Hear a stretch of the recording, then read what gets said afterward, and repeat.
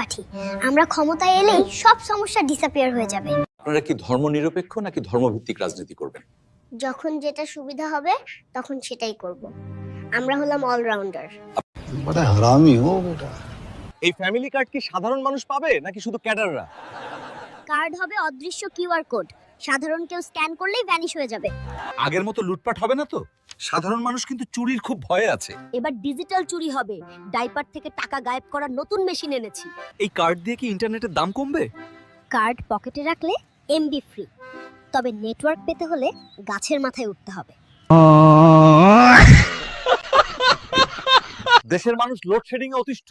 আপনাদের কোনো প্ল্যান আছে?